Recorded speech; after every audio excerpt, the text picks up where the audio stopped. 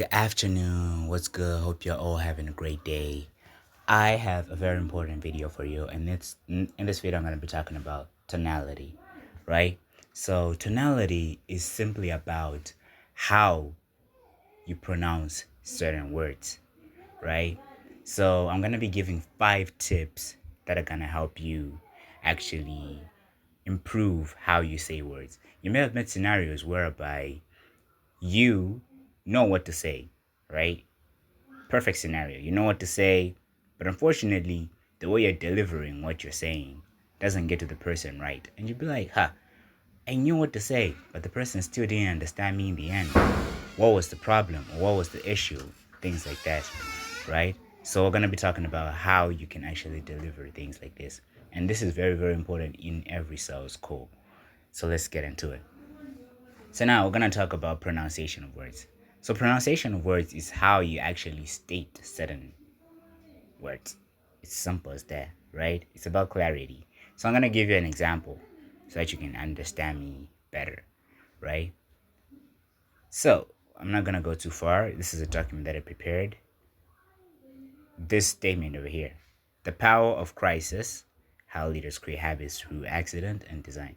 So I'm going to read this in a poor pronunciation manner, right? So it's going to be like this, so that you can actually get the good picture of a poor pronunciation manner and a good pronunciation manner. So here's a poor pronunciation manner: the power of crisis, how leaders create habits through accident and design. You can clearly get me, right? And then here is a better pronunciation for the whole sentence: the power of crisis, how leaders create habits through accident and design. You can literally tell the difference. It's like you make sure that each word is pronounced the way it should be. That way, when you're on a call, when network is your enemy, at least your words, they're gonna sound better. And do you know what happens here? If the customer can clearly understand you, they'll tend to ask less questions, right? So if the person is asking less questions, it means you have control and can actually ask more questions, because sales is about asking more questions. The one who asks the most questions here wins. So if the customer is the one asking you more questions, you're in the wrong side of the game. You're the one who's supposed to be asking the customer the questions in this kind of scenario. So your clarity is something that needs to be an advantage when it comes to how you say things and how you pronounce certain things, right? So let's get back to the list. So here's a bonus tip I actually made, which is here over here. All right, let me just highlight that. Okay, so what you can do is, so that you can actually get things better and make sure, let's say maybe your pronunciation is bad and you're improving it like day by day and things like that, you can ask the customer questions like, are you getting me? After every maybe short sentence you have, right? That way you know that the customer and you are actually on the same page. So you can ask, you know what? This product is actually really, really good. Its advantages are this and this and this and this. Are you getting me? The customer gonna be like, yeah, I'm getting you. Go ahead, right? Something like that. That's when you know, okay, fine, my pronunciation is good. The customer can hear me, right? Let's move on to the next thing. So the next thing is the question inflation. So now the question inflation, don't get, blown away by the English, those kind of things. The question inflation is like what happens to the pitch or the tone of your voice on every statement that you make. So let me give you a good scenario, right? When a person asks you, what is your name? And let's just say my name is Yanko. Ed. The person asks me, what's your name? Right? So I'll break down these two scenarios: the question that the person asked and your response. And then your response is going to be like, my name is Yanko. Right? So you can see these are two different scenarios. The first scenario is whereby you had to increase the end of your sentence by saying, what's your name? It's like, what's your name? is going up at the end. What's your name? So on every question that you make, you gotta make sure that it goes up at the end, because this is gonna signal the person that, oh, I'm being asked a question, right? And then you, when you're responding, you gotta make sure that it goes down. My name is Yanko. So it's Yanko. It's going down, right? So if you end up responding in a way that actually signals a question when you're trying to make a statement, let me just say, my name is Yanko, right? It's like you are doubting yourself, right? And when you're doubting yourself, the customer is gonna notice it. They're gonna be like, is his name really Uncle? Because now they're gonna start asking questions again. Because like you created that kind of go up in the end. So only use the go up when you're asking questions. And when you're making a statement, use the go down. So that is the question inflation. So decrease the tone at the end of statements, like if you're making a statement, and increase the tone at the end of questions so that you can actually signal the customer that you're actually asking a question. And now the next thing is volume or pitch. So how you raise your voice or how you decrease your voice determines like the quality of what you're saying. I'll give you a good example, right? Your pitch should normally be high when you're making jokes. So let me just give a good example, right? I can't think of a random joke. But all right, let's just say the person you're on a call with says like, me, clothings are not for me, right? I'm not interested in those kind of things. I don't care about how I dress and all those kind of things, right?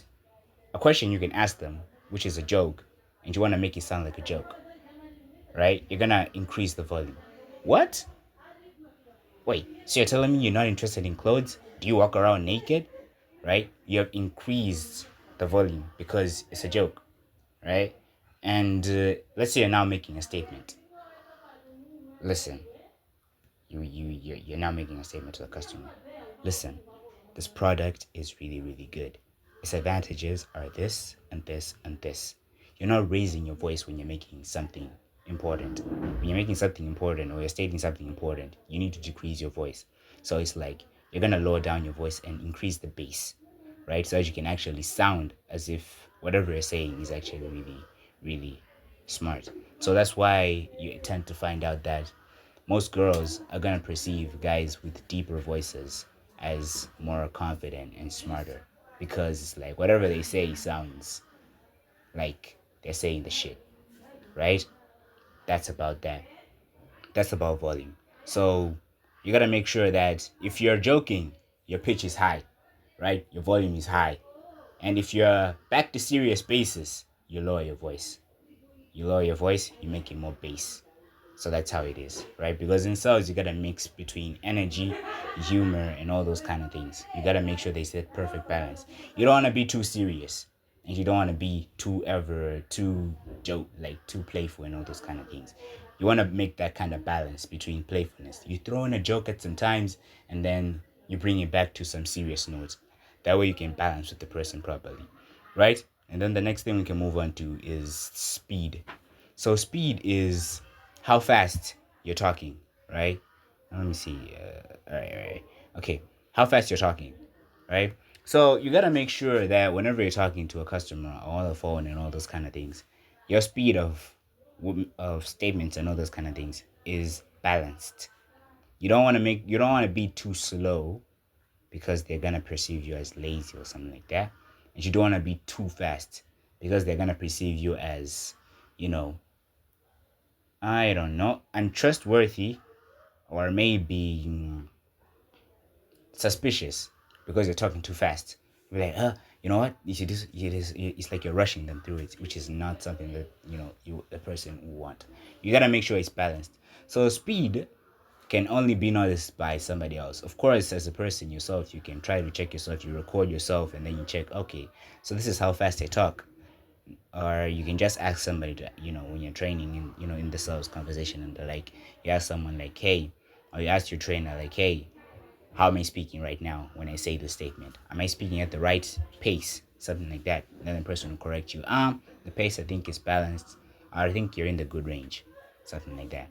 So on to the last point, which is posing. So posing is something that is actually really, really important, because posing is used when you're making big statements. So you're gonna be in a scenario whereby you're making big statements as often, right? Because like you're in a place whereby you're convincing a customer to buy. So if you're convincing a customer to buy, you gotta make sure that your statements they sound wiser, so that they can actually believe that you are saying the real things, right? So they can trust you and buy. That's what we want, yeah. So in this kind of scenario, pausing. I'll just give a good example of pausing, right? You know what? You're a very influential person. That's the first scenario, right? And let's give it an example whereby I didn't use pausing. You know what? You're a very influential person. Which one sounds more, or which one carries more weight? The one when you paused. You're like, you know what? The customer was like, you're a very influential person. That kind of pause perceive like increased the perceivement of what you actually said. So these are small details that you can actually use when talking, when delivering the words that you have. Because if you're not delivering the words in the right way, you might know what to say, but you can't say it well. So that is how you can actually improve your tonality, right? Onto the bonus tip that I promised, hand gestures. So this is something that is actually good in physical conversations and the like, but it's also good, let's say, when you're on the phone. You can also use hand gestures when you're on the phone. It doesn't necessarily mean when you're on the phone you gotta be seated down and all those kind of things. Hands on your, folded arms, things like that. Now, you gotta feel it as if you're actually interacting with the person in real life. So you do those same hand gestures. When you're mentioning there are two benefits, you show fingers of two benefits. Even though you think that the customers will not see that. But this will affect like the way your brain perceives the scenario, and you'll be talking as if the scenario is actually really, really happening. That way, when you're talking in that kind of way, the customer is gonna perceive it in that kind of way. They're gonna be like, this person is actually talking as if this thing is actually really, really happening. I can feel their energy. So it's all about energy here. So tonality, that's how it is. Hope you really enjoyed this video. In the next one, I'm gonna be talking about the script and all those kind of things. So hope you enjoyed it. Peace.